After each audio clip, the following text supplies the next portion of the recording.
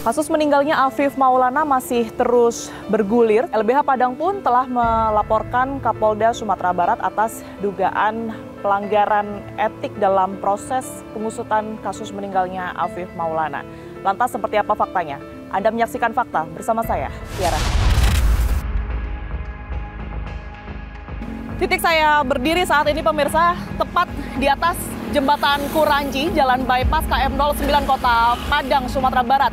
Lokasi inilah yang kemudian ini disebut-sebut menjadi lokasi di mana Afif Maulana bersama dengan 18 anak lainnya ini didatangi oleh pihak kepolisian, dan juga informasi yang beredar motor dari Afif Maulana yang pada saat itu di tanggal 9 Juni 2024 pukul 04 dini hari ini ditendang oleh anggota Sabara yang melakukan patroli, dan mereka pun keduanya jatuh sekitar di area ini. Di titik inilah jarak Afif dan juga jarak Adit pada saat itu tidak terlalu jauh, hanya sekitar kurang lebih 1 hingga 2 meter saja.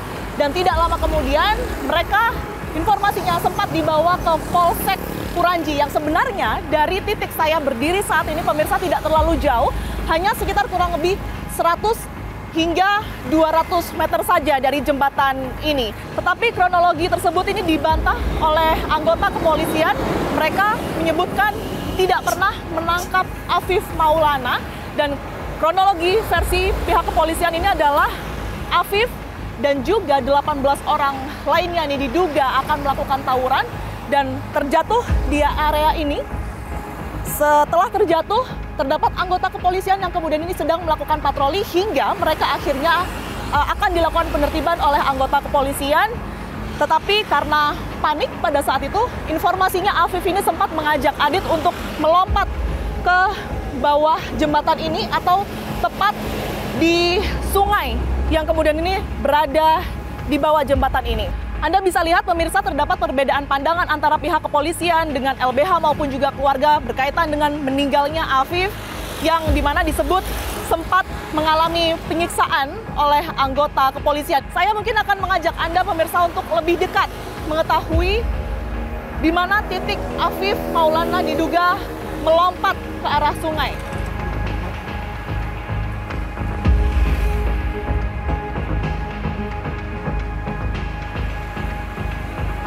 Tepat di bawah lampu penerangan jalan ini pemirsa, kronologi versi kepolisian, Afif dari seberang mengarah ke sini, kemudian melompat di bawah aliran sungai yang memang tampak dari sini. Saya akan mengajak Anda pula pemirsa untuk mengarah ke bawah, melihat secara langsung seperti apa kemudian ini kondisi di sekitaran sungai yang kemudian ditemukan jasad Afif di tanggal 9 Juni 2024. Kita temukan faktanya.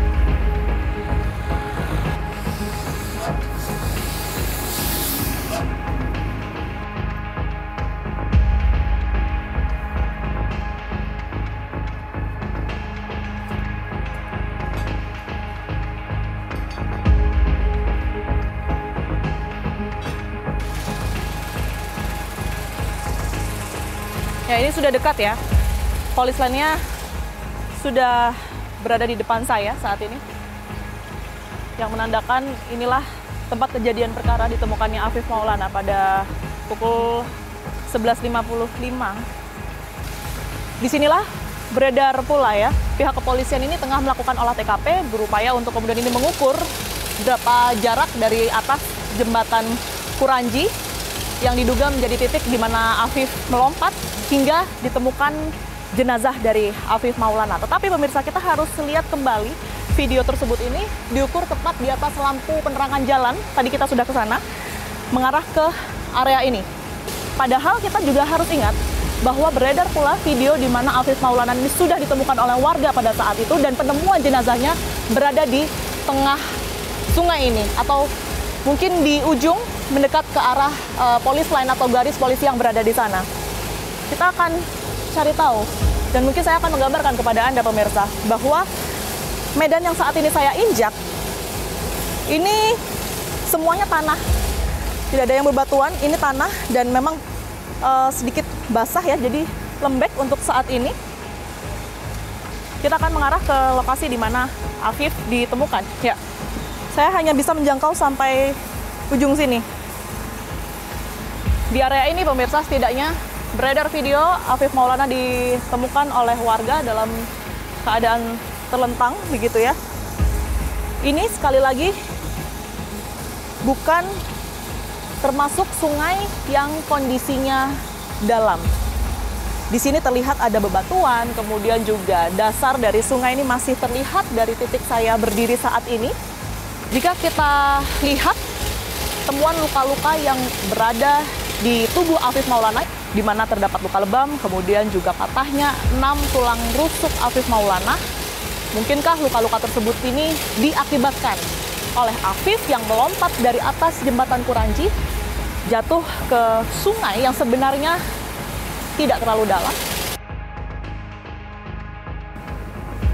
Saya akan coba naik ke sisi jembatan lagi untuk bertanya kepada warga sekitar, sekalipun memang betul pada saat itu pada pukul 4 dini hari ya kejadiannya.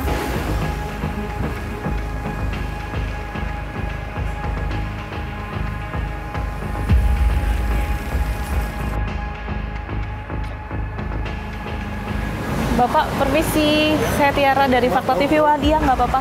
Mau nanya aja berkaitan kasus Afif, Pak, yang ditemuin di bawah jembatan. Mungkin Bapak atau ada karyawan-karyawan lain yang sempat lihat, sempat tahu mungkin? Kalau masalah penemunya itu anak saya yang pertama. Oh, anak Bapak? Ada di bawah ya.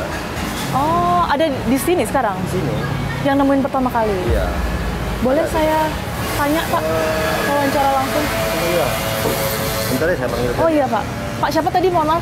Ya. Pak siapa? Pak Sofyan. Ya, Pak Sofyan, makasih ya. Minta tolong ya, Pak ya. Ya, ternyata anak dari Pak Sofyan, salah satu karyawan yang bekerja di restoran tepat di sisi kiri jembatan Kuranji ini, informasinya adalah orang yang menemukan langsung pertama kali Afif Maulana, jasad Afif Maulana di sungai yang ada di bawah jembatan. Kita mungkin langsung tanya ya seperti apa. Ini dari mana, Mas? Saya TV One, Pak. Fakta TV One. TV One. Iya. Anaknya yang mana? Mas Satrio, saya Tiara dari Fakta TV One. Ya. Saya mau nanya informasi dari Bapak ya tadi ya, Pak Sofyan. Ya. Kalau Pak Satrio yang pertama kali nemuin jenazahnya Afif, betul? Iya, iya pertama nemuin. Yang pertama nemuin. Waktu itu Mas Satrio ada di mana tuh? Lagi bersihin kolam ikan. Kolamnya di mana posisinya? Ada di dekat jembatan. Oh, di dekat jembatan, di atas ya berarti ya? Atau di bawah. di sini? Di bawah dekat ini. Oh, di bawah. Maaf Mas, boleh saya ditunjukin dari arah sini mungkin minta tolong ya Mas Satrio ya. Di sebelah mana Mas Satrio? Di Kolamnya itu. sana. Oh, di seberang sana. Jadi pada saat itu Mas Satrio lagi bersihin ikan? Ya, ikan. Sama siapa? Berdua. Habis saya bersihin kolamnya, saya buang aja ikannya ke sungai kan. Nanti buang yang kedua kali baru nampak. Sekitar jam berapa itu Mas? Jam setengah 12. Setengah 12 ya? Iya. Jadi Mas Satrio yang lihat persis itu posisi dari mayatnya? Iya. Awalnya saya kira boneka. Soalnya apa ya? Kurang jelas nampak mukanya pada saat itu. Mas Satrio pada saat itu sempat lihat dekat nggak ke kondisi mayatnya? Kalau waktu pertama lihat tuh ya sekitaran 3-4 meter mungkin saya dari mayat tuh. 3-4 meter. Tadi kan saya habis dari sana ya Mas Satrio ya, berarti kan ada sungai. Ya. Di pinggiran itu kan ada tanah tuh ya, agak padat tuh. Mas Satrio posisinya di situ? Pas di pinggir air saya. Di pinggir air persis? Iya. Oke.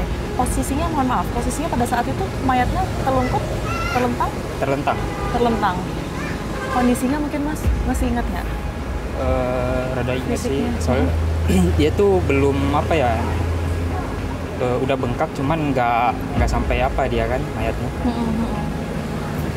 Situ juga awal lihatnya ya itu kiranya boneka kan, soalnya warnanya udah pucat kan. Iya, iya. Seperti boneka. Mas Satrio sempat lihat mungkin di wajah atau area lainnya ada luka lebam gitu? Oh enggak. Enggak ya? Atau luka basah lainnya sampai ada, mohon maaf ini darah di sekitaran atau di tubuh Nggak ada. mayat? Nggak ada juga? Nggak ada. Berapa lama kira-kira setelah Mas Satrio lihat jasad Afif, dengan polisi datang ke TKP?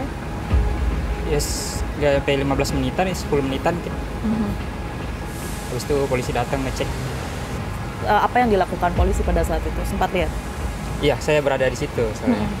Di situ polisi awalnya ngecek tubuhnya kan pakai tongkat. Awalnya juga polisi kiranya bukan mayat sih, soalnya emang bentuknya rada-rada seperti boneka kan.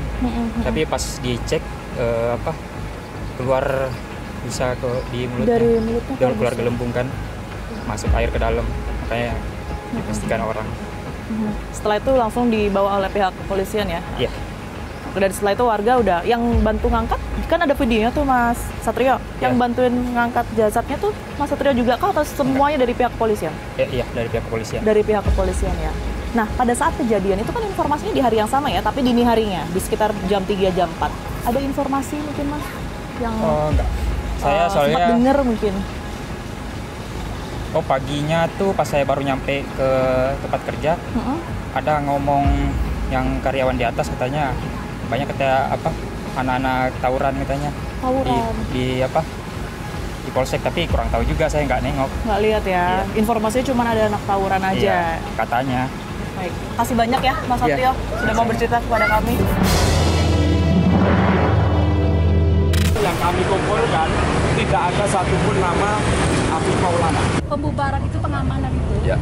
Benar kan ada blokade dari polisi dan tidak ada masyarakat lainnya yang masuk keluar di wilayah itu? Di blokade dari awal? Ada 15 masyarakat Ada 15 yang masyarakat. nonton mau tawuran 15. Yeah. Nah, lalu saya juga mau tanya, Bapak tadi bilang lebah mayat. Kalau hasil otopsi sesuai dengan KUHAP, siapa yang berkepentingan dengan hasil otopsi? Keluarganya, Pak? Ya, Dan setidaknya menerima penjelasan itu. Tadi 2 poin sudah kami jelaskan antara Nah, lebam. boleh tidak? Boleh Ya, tidak? boleh silakan. Oke. Silakan, ya. Boleh. Ya, kita baru menjelaskan tentang Afif Maulana. Ya. Belum menyampaikan yang di Polsek Kuranji. Tunggu. Silakan. Jawab dulu itu. Ya. Masih sesuai prosedur menurut Bapak? Siapa Afif Maulana itu dan kawan-kawannya? Ya, terpisah antara kawan-kawan Afif Maulana yang berada di Polsek Kuranji dengan Afif Maulana yang berada di TKP Jembatan. Oke, saya bilang itu. Ketika kami merilis itu, Ya. yakinkah Bapak memang sesuai prosedur? Ada prosedur yang diduga kurang benar. Sehingga kenapa propam kami turun dan memeriksa 45 anggota. Silakan kita bicarakan apa yang diperlukan. Kami penuhi apa yang diperlukan. Pada kesempatan ini saya atas nama institusi Polri selaku Kapolda Sumatera Barat turut berduka cita yang sangat mendalam atas wafatnya anak kita ini, namanya Saudara Afif Maulana. Saya mendoakan terutama keluarga yang ditinggalkan untuk diberikan keikhlasan dan kesabaran. Dan saya mendoakan agar almarhum arwahnya diterima di sisi Allah Subhanahu wa Ta'ala. Sekali lagi mohon maaf manakala ada anggota kami yang kelakuannya kurang profesional, kami akan tindak tegas. Kalau ada anggota kami yang kurang profesional, kami tindak tegas.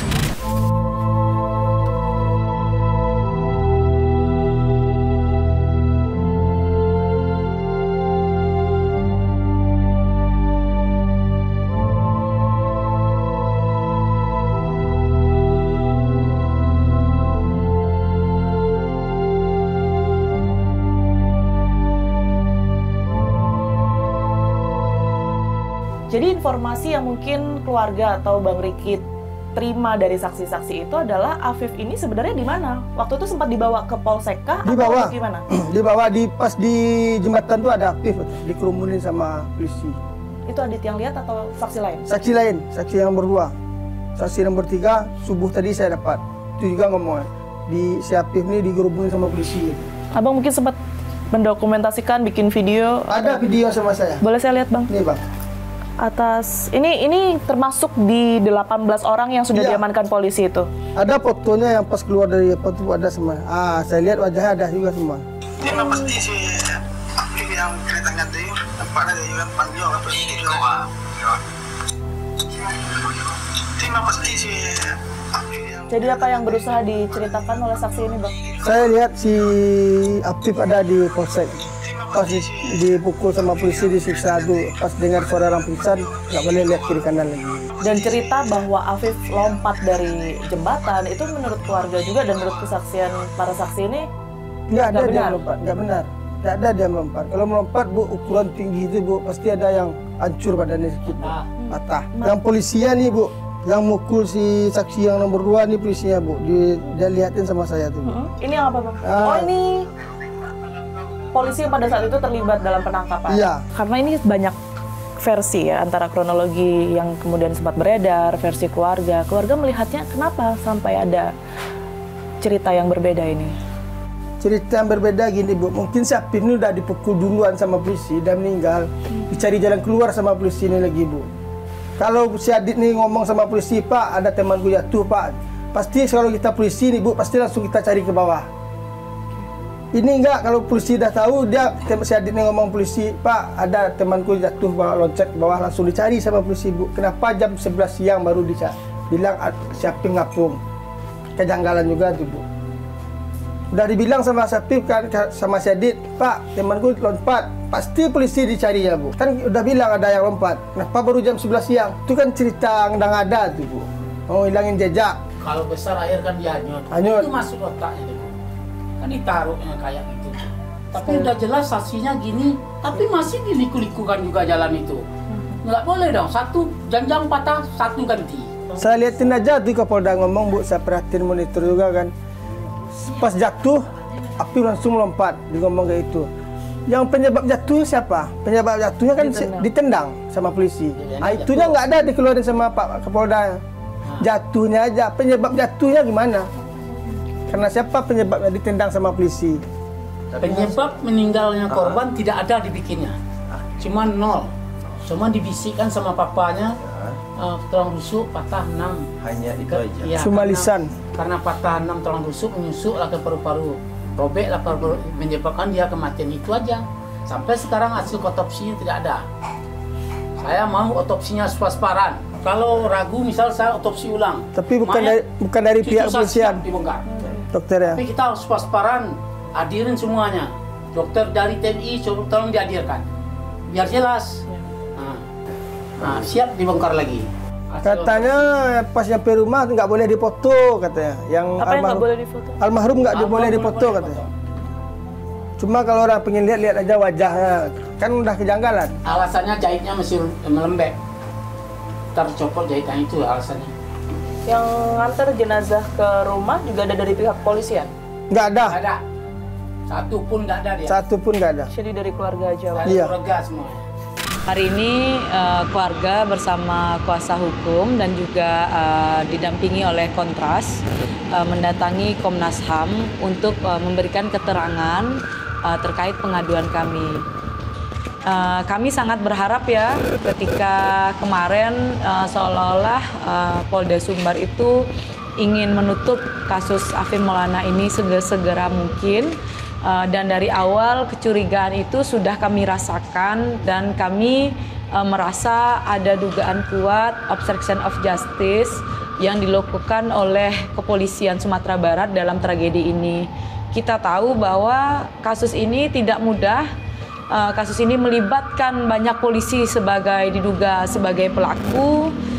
Dan dalam keterangannya ada 45 orang yang diperiksa karena kasus ini begitu.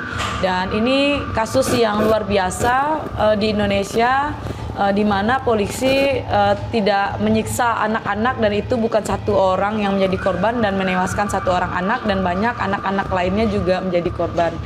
Untuk itu kami tetap akan berjuang memperoleh keadilan untuk Afif Maulana dan kawan-kawannya dan ini proses yang kami sedang lakukan ke Komnas HAM untuk segera Komnas HAM membentuk tim investigasi dalam kasus ini agar bisa membuat terang kasus kematian Afif Maulana dan penyiksaan terhadap teman-teman lainnya.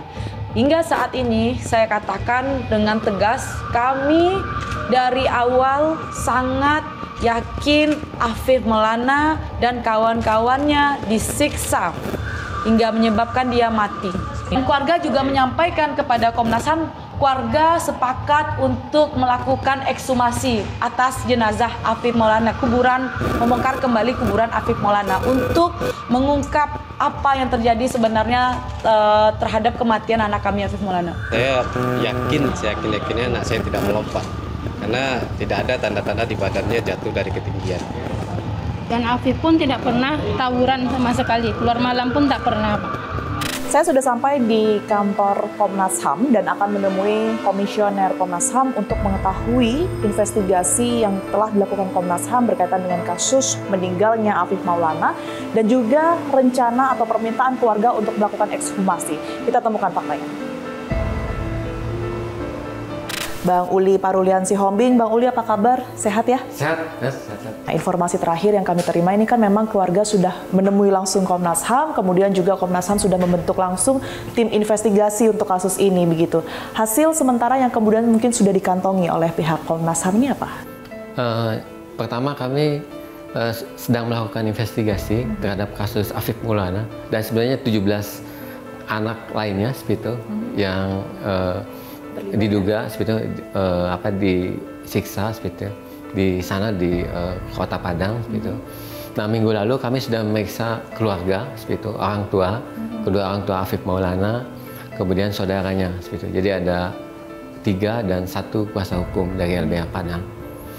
Nah, dari situ memang menurut mereka ada versi bahwa Afif Maulana ini tidak jatuh ya seperti itu. Tidak meloncat ke sungai, tetapi disiksa seperti itu, di lokasi itu. Itu versi mereka ya. Komnas HAM sudah minta keterangan ke Polda Sumbar seperti itu, tapi memang belum mendapatkan jawaban tertulisnya. Tentu kami akan ke sana seperti itu minggu depan untuk memastikan kronologis secara lengkapnya kejadian. Kemudian juga kami ingin meminta dan mempelajari hasil otopsinya seperti itu.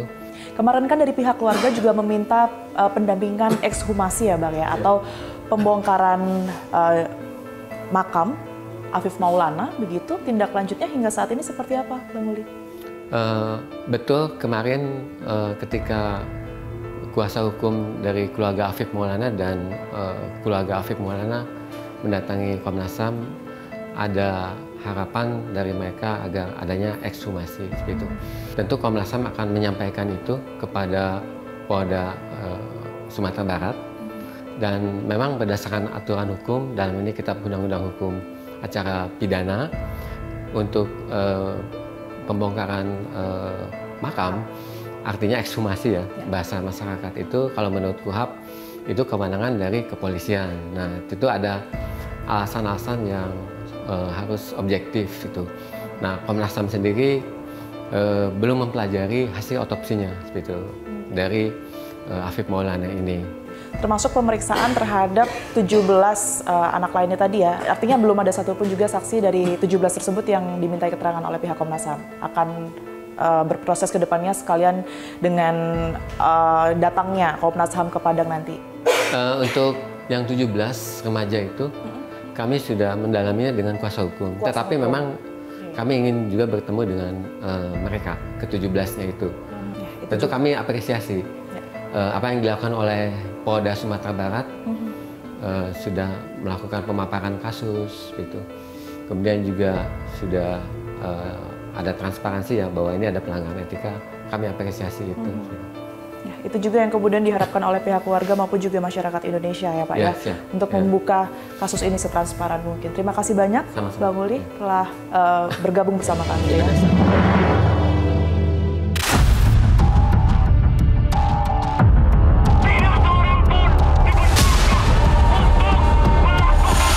Afif tidak ada di Polsek Kurangi.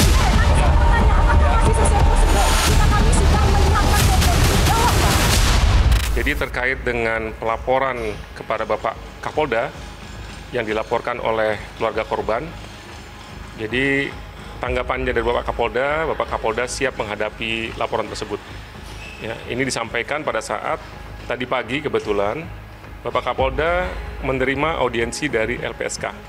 Disinilah Bapak Kapolda menyampaikan bahwa Bapak Kapolda dilaporkan dan siap menghadapi laporan tersebut. Karena memang dari awal terjadinya kasus ini sampai detik ini, Bapak Kapolda selalu berbicara sesuai dengan fakta, sesuai dengan data, dan sesuai dengan petunjuk yang ada. Jadi Bapak Kapolda tidak ngarang-ngarang.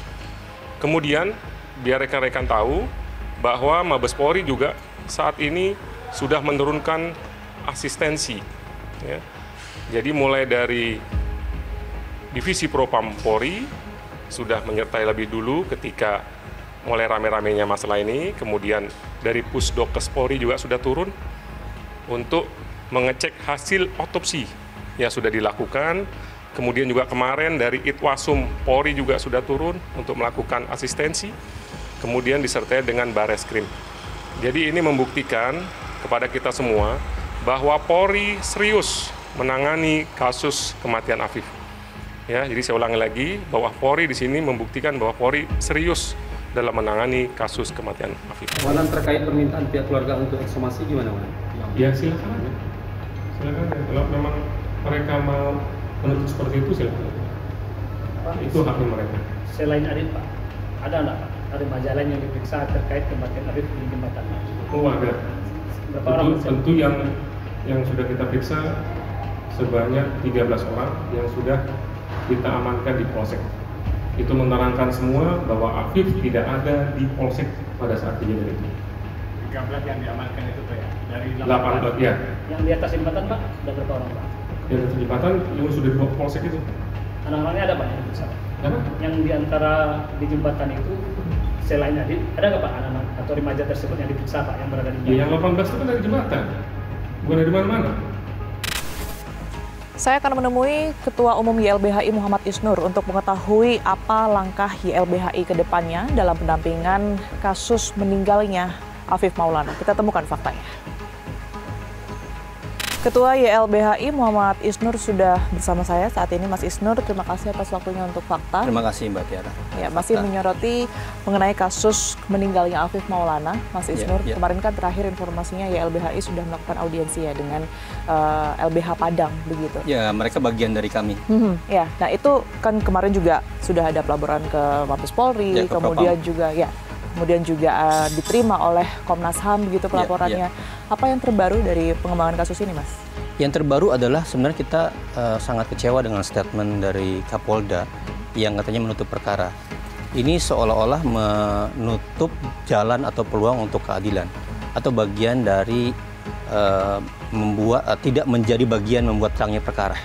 Jadi membuat gelapnya perkara. Jadi kami khawatir ini adalah bagian dari upaya untuk menutup sesuatu gitu. Kalau kemarin dengan LBH Padang, apa yang akan dilakukan selanjutnya? Karena kan memang kasus ini sebelumnya kita ketahui ya sempat dinyatakan ditutup gitu oleh Kapolda sendiri. Iya, kami sekarang membawa ini ke Mabes. Kami minta Mabes untuk membuka dan mengawal serta bahkan mengambil alih perkara ini. Kami minta Pak Listio juga berlaku yang sama seperti beberapa peristiwa lain, di mana ketika ada kejanggalan, unit tertentu itu kemudian malah menjadi blunder ya. Kapolri mengambil alih perkara itu dan terbukalah banyak kesalahan di tim yang sebelumnya. Nah, kami mendorong Pak Listio melakukan yang sama. Karena kan bukan hanya peristiwa Afifnya, tapi ada peristiwa 17 anak-anak yang lain yang diakui ada penyiksaan di sana, ada pemukulan, ada penendangan, penyedotan rokok gitu. Itu kan peristiwa kejahatan pidana. Bukan peristiwa biasa loh itu. Anak-anak akan trauma luar biasa dengan kekerasan itu. Sejauh ini Mas Isnur, apa yang kemudian ini membuat YLBHI begitu yakin begitu ya bahwa memang betul ada kesalahan atau ada yang patut dicurigai di balik meninggalnya Afif ini, selain respon-respon dari pihak kepolisian ya? Dari yang kita tindakan ketahui mereka dalam melakukan penangkapan dan penegakan hukum itu banyak salah. Apalagi anak itu ditangkap tuh nggak bisa seperti itu. Yang kedua, cara mereka bersikap. Ketika mereka bersikap itu langsung defense, nggak mau membuka perkara, bahkan berdalih hilangnya CCTV gitu. Dan logik pengungkapan peristiwa juga aneh. Dari cerita mereka berubah-ubah. Sangat banyak peristiwa serupa. Jadi ini adalah modus lama. Modus lama, tipikal di mana aparat ya kepolisian melakukan kekerasan, kemudian ditutupi, tidak ingin dibongkar. Tapi sebenarnya kalau kita berbicara mengenai bukti sendiri, bukti apa yang dimiliki oleh YLBHI? LBH Padang mengatakan saksi itu kan sudah diperiksa oleh LBH Padang. Anak-anak ini diperiksa 17 orang itu ya? Sebagian diperiksa oleh mereka, diambil keterangannya, diambil videonya, dibuat tertulis dan lain-lain. Jadi sudah duluan dapat data itu. Kerangkanya lebih dulu. Sedangkan pihak kepolisian belum memeriksa semuanya. Beberapa saksi-saksi juga belum diperiksa oleh kepolisian. Dan kita tidak mau langsung menyerahkan. Kenapa? Karena kami takut malah berdampak ke mereka. Makanya penting LPSK segera turun. Dan Komnas HAM juga segera melakukan investigasi dan pemantauan di kasus ini. apa yang kemudian ini akan dilakukan LBH? Jika kalau kita melihat saat ini ya, Kapolda Sumatera Barat sendiri kan masih tetap meyakini, bahkan tetap kekeh bahwa memang bukti-bukti sudah dimiliki oleh pihak kepolisian. Semuanya ada bukti bahwa pada saat itu ditunjukkan Afif membawa senjata tajam, memunculkan video-video baru. Pertanyaannya aneh, katanya awalnya jatuh. Sekarang ada saksi bawa sajam. Itu udah berbeda pendapat tuh. Dengan rentan waktu yang cukup lama ya. Terus katanya CCTV-nya hilang, tapi sekarang punya video. Jadi mana yang benar? Video tersebut kan informasinya diambil dari mereka-mereka juga. Pertanyaannya begitu. Terus kemudian jatuh, tapi sekarang ada HP-nya bisa disita nih. Dari mana dapat HP? Jadi justru keterangan-keterangan yang berubah-ubah ini, keterangan yang datang kemudian semakin meyakinkan bahwa Afif sebenarnya sudah dalam pegangan, dalam penanganan, dalam penangkapan oleh kepolisian. Sempat ditangkap dan dibawa ke Polsek. Sempat ditangkap dan ada saksi yang mengatakan bahwa Afif ditangkap. Dari sisi jatuhnya mayat aja, Mbak. Kan gini loh, ini kan jembatan ya. Jembatan nih. Dia jatuh sebelah kiri katanya. Harusnya kan ke sini jatuhnya. Lebih dekat. Dan air sungai mengalir ke arah sini. Logikanya bisa nggak mayat dari sini bergeser ke arah sini melawan arus air. Sedangkan warga menemukan Afif di bawah jembatan di sini, tengah-tengah sini gitu.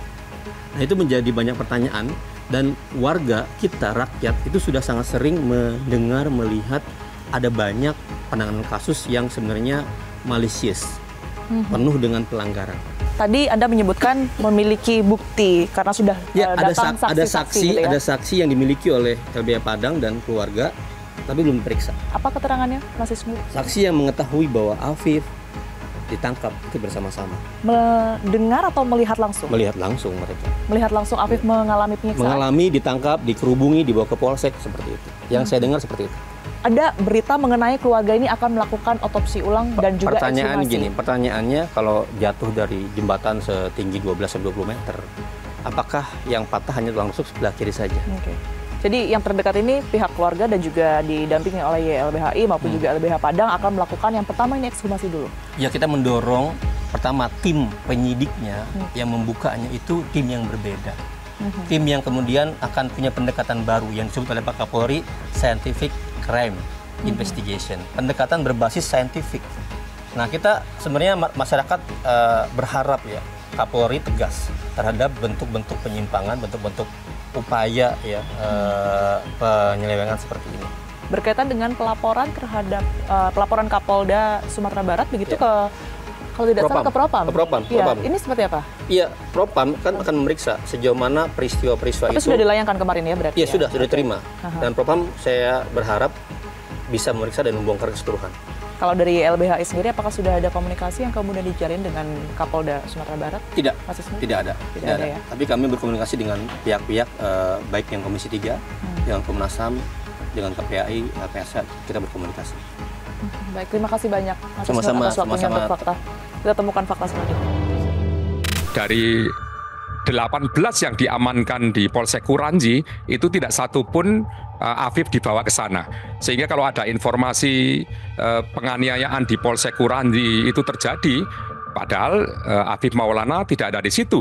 Dan bahkan di Polsek Kuranji, Aditya yang memboncengkan Afif Maulana itu menyampaikan kembali kepada anggota Polri yang memeriksa di situ bahwa teman saya yang tadi saya bonceng itu melompat ke sungai. Tetapi anggota yang kami ini menjadi satu bagian kunci, saksi kunci. Kami pertemukan berkali-kali dengan Adit, memang itulah percakapannya. Tetapi polisi yang mendapat laporan dari Adit itu tidak menghiraukannya karena tidak percaya kalau seorang anak melompat sampai dasar sungai dengan ketinggian itu.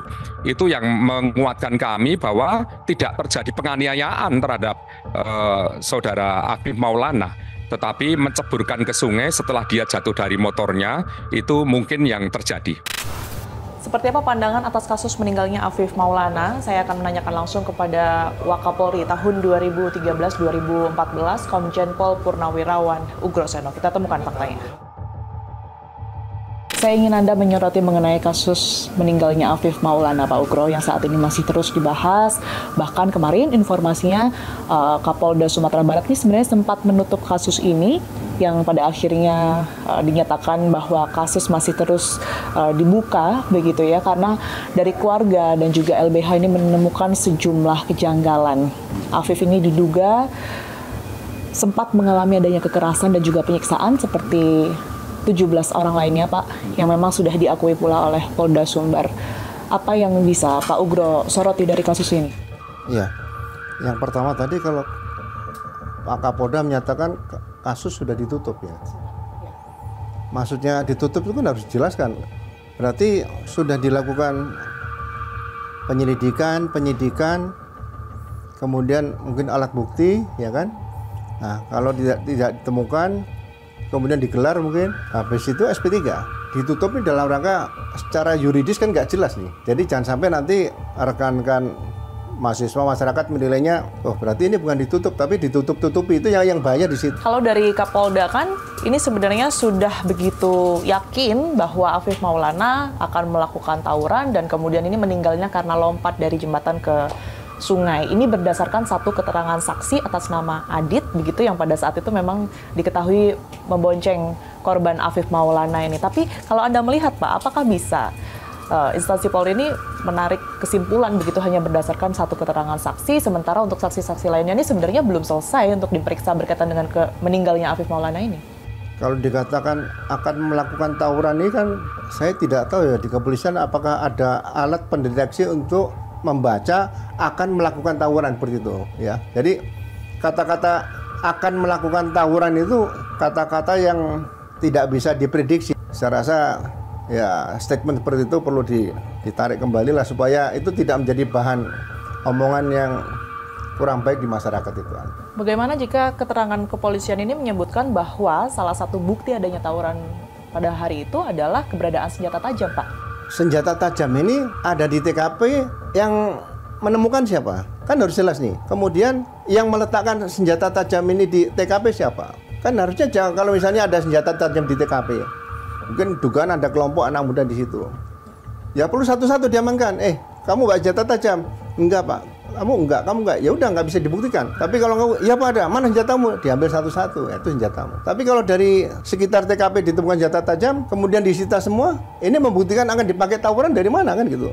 Bagi saya sangat aneh kalau ada beberapa senjata tajam di situ yang dimungkinkan akan digunakan untuk tawuran seperti itu. Karena kan memang kemarin sudah ada penemuan juga Pak dari Kompolnas yang ternyata dibenarkan oleh Polda Sumbar begitu, bahwa memang ada pelanggaran kode etik yang dilakukan oleh pihak kepolisian terhadap 17 orang ini. Seperti apa Anda melihatnya antara meminta keterangan untuk mendapatkan keterangan yang sebenar-benarnya dengan cara seperti itu, sementara ini belum terbukti? Seorang polisi itu di seluruh dunia ya filosofinya sama, fight a crime, memerangi kejahatan, bukan memerangi penjahat loh. Itu prinsip loh ya. Yang kedua love humanity, cinta kemanusiaan. Yang ketiga adalah help dari kalau kita anak remaja kita mengentaskan dari kenakalan remaja. Sehingga seperti anak-anak muda tadi kejadian di mana Sumatera Barat ya, Padang ya. Ya pendekatan aja kan ada human approach, diajak makan, ngobrol dan sebagainya itu. Seberapa besar sebenarnya kemungkinan bahwa Afif Maulana ini juga sempat mengalami kekerasan seperti yang lainnya? Saya rasa perlu dibentuk tim tadi, bikin olah TKP kembali, bagaimana rekonstruksi peristiwa di situ sehingga mana yang masuk akal, mana tidak masuk akal gitu aja. Jadi tim yang mengolah TKP ini kan bicara tentang fakta di lapangan dan keterangan saksi yang benar-benar melihat di situ. Baik, itu yang setidaknya bisa kita harapkan untuk membuka kasus ini dan juga fakta-faktanya. Terima kasih banyak Pak Ugro atas waktu dan juga kesempatannya. Ketua Umum YLBHI menilai masih banyak sekali kejanggalan dalam kasus meninggalnya Afif Maulana. Sementara itu Komnas HAM telah menerima laporan dari keluarga Afif dan juga LBH dan dalam waktu dekat akan mendatangi secara langsung TKP dari meninggalnya Afif di Padang, Sumatera Barat serta mendorong dilakukannya ekshumasi seperti apa yang kemudian ini diminta oleh pihak keluarga. Di sisi lain, pemirsa, Wakapolri tahun 2013 hingga 2014 Komjen Pol Purnawirawan Ugrosena menyebutkan dan juga mengusulkan dibentuknya tim gabungan pencari fakta dalam pengusutan kasus ini. Saksikan terus Fakta setiap hari Senin pukul 20 waktu Indonesia Barat hanya di TV One.